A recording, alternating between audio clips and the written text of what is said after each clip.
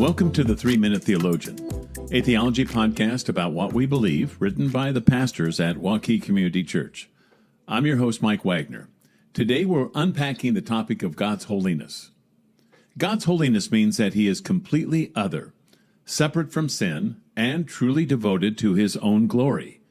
In light of this, we can only respond to God's holiness in one of two ways, with dread or delight. In Isaiah chapter 6, we read about a vision in which Isaiah saw the Lord.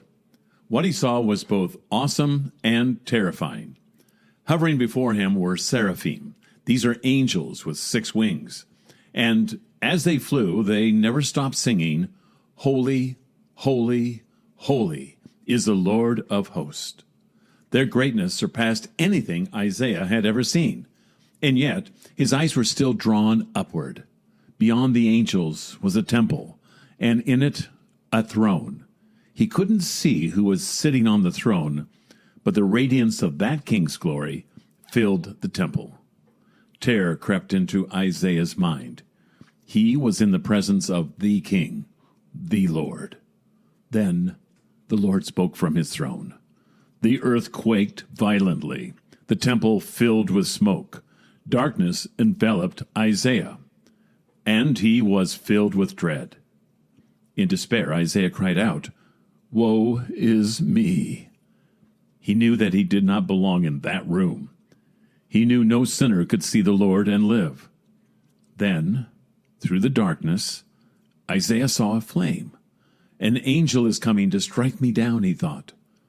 But the angel appeared with red-hot tongs, bearing a glowing coal from the holy altar.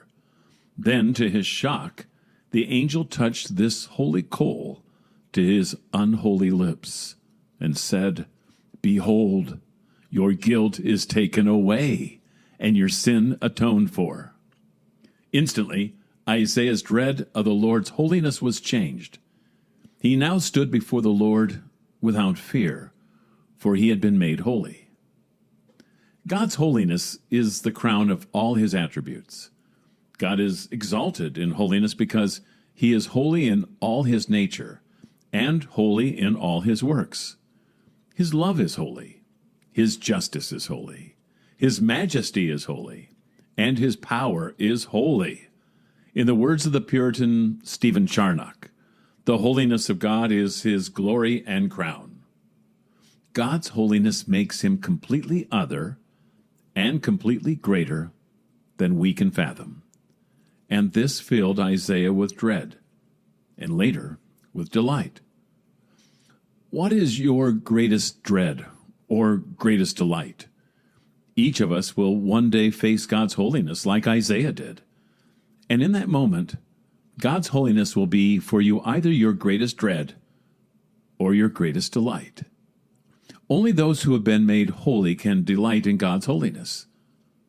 Thankfully, just as God atoned for Isaiah's sin at the altar, Jesus made atonement for our sins at the cross. And if you turn to him in faith, he will turn your dread into delight.